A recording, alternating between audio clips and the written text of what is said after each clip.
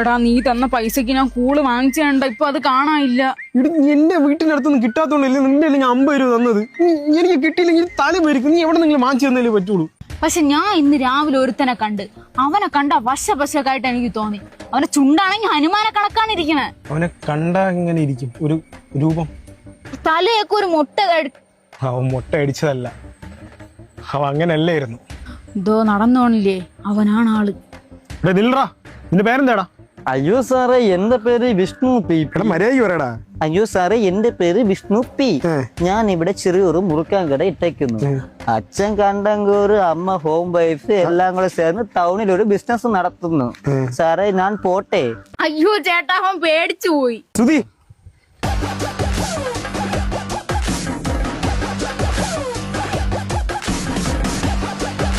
അവൻ ഭയപ്പെടല്ല. അവൻ പേര് സുധി. 8 കൂള് ഒരുമിച്ച് വെച്ച് വേൾഡ് റെക്കോർഡ് അവനുണ്ട്. ഇൻകം ടാക്സിന് പോലും അവനെ പിടിക്കാൻ കിട്ടിയിട്ടില്ല. ഇന്ത്യൻ ടാക്സ് അപ്പൊ എക്സൈസോ?